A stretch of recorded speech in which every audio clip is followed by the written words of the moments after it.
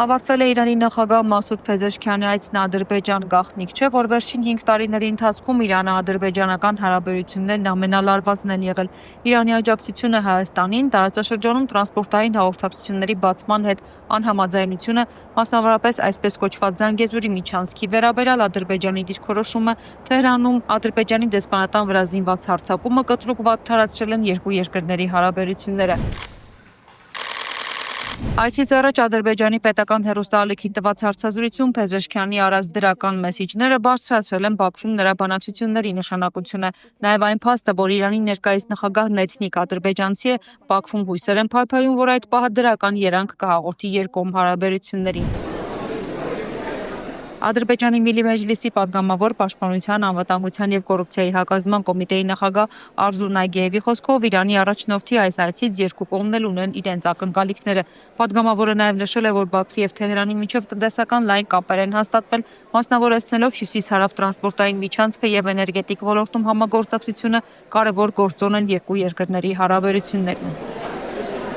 Սակայն ադրբեջանական կողմն ակնկալում է, որ Իրանը կփոխի իր դիրքորոշումը Զանգեզուրի միջանցքի վերաբերյալ և կօգտագործի Հայաստանի վրա ազդեցության մեխանիզմները խաղաղության համաձայնագրի ստորագրման համար։ Բացի այդ, սպասումների թվում է նաև Իրանի հատուկ ծառայությունների կողմից ծայրահեղական կրոնական խմբավորումների միջոցով մեր երկրի վրա ազդելու ծրագրերից հրաժարվելը, Իրանից թմրանյութերի ապօրինի շրջանառության կանխարգելումը։ Ադրբեջանական կողմը նաև ակնկալում է պատժել այն անձին, ով հարձակվել է Թեհրանում մեր դեսպանատան վրա։ Իսկ ահա Հայաստան-Իրան համագործակցության զարգացման հիմնադրամի հիմնադիր Փույա Հոսեյնին կարծում է, Իրանը փորձում է իր ազդեցությունն օգտագործել սեփական տարածքով ապահովելու Ադրբեջան-Նախիջևան կապը, որպեսզի Ադրբեջանն այլևս առիթ չունենա բարձրացնելու այսպես կոչված Զանգեզուրի միջանցքի հարցը։ Hörmətli cənab prezident, hörmətli qonaqlar, xanımlar və cənablar։ Բաքու կատարած այցին ընթരാճ Իրանի նախագահը ասել էր, որ Ադրբեջանի և Հայաստանի միջև սահմանային և տարածքային խնդիրները կարող են վերանալ միայն այն ժամանակ, երբ երկու երկրների քաղաքական և առևտրային հարաբերությունները կարգավորվեն հաշվի առնելով երկու կողմերի իրավունքները։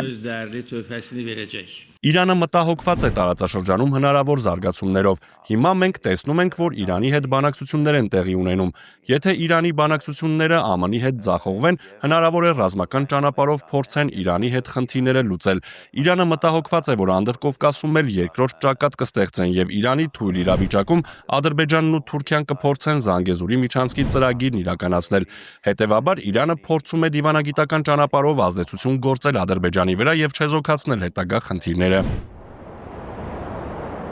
Կարող է արդյոք Թեհրանը Բաքվի հետ հստակ պայմանավորվածություն ձեռք բերել, որ հրաժարվեն Հայաստանի տարածքների նկատմամբ նկրտումներից։ Մենք արդեն մի քանի տարի է տեսնում ենք, որ Իրանն ամեն փորձ անում է, որ չեզոքացնի այդ ծրագիրը։ Նրանց նկրտումները Սյունիքում ու մասնավորապես Զանգեզուրի միջանցքի հարցով։ Մինչև հիմա Իրանը կարողացել է իր ազդեցությունը պահպանել։ Մենք տեսել ենք, որ Էրդողանը հարցազրույցներից մեկում ասել է, որ միայն Իրանի գործոնն է մինչև հիմա իրենց զսպել, որ չեն կարողացել Զանգեզուրի միջանցքի ծրագիրն իրականացնել։ Դա Էրդողանի կողմից խոստովանություն է, որ Իրանի գործոնն այնքան մեծ է, որ իրենք չեն կարողացել իրականացնել իրենց ծրագիրը։ Իրանի և Միացյալ Նահանգների միջև օմանում անուղղակի բանակցություններին և տարածաշրջանում լարվածության սրմանը զուգահեռ Իրանն ու Հայաստանը վերջերս համատեղ զորավարժություններ էին անցկացրել Իրանի հյուսիսարևմուտքում Նորդուզի մոտակայքում գտնվող սահմանային շրջաններում։ Այս զորախաղերը, որով մշակված էր որպես երկկողմ համատեղային համագործակցության և տարածաշրջանային կայունության ամրապնդման խորհրդանիշ, փոխանցել է խորը աշխարհաքաղաքական ուղերձներ։ Ըստ Հոսեյնիի, սա ուղերձ է հակառակ կողմին, որ Իրանն իր կարմիր գիծը ամեն դեպքում կպահպանի։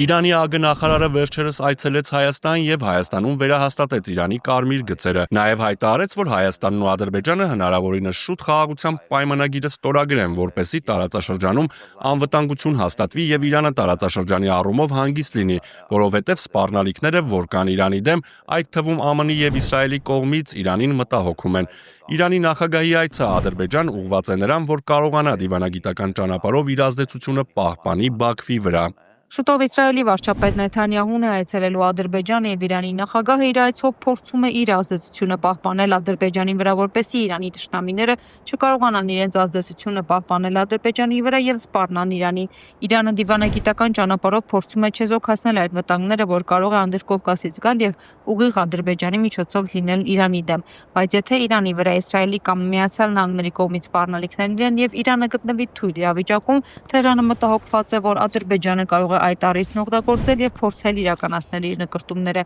Դրա համար է, որ Իրանը նախապես փորձում է աջակցել հայ-ադրբեջանական խաղաղության պայմանագրի ստորագրմանը։ Ֆրիդա Ղազարյան, Գարիկ Արամյան, TV News։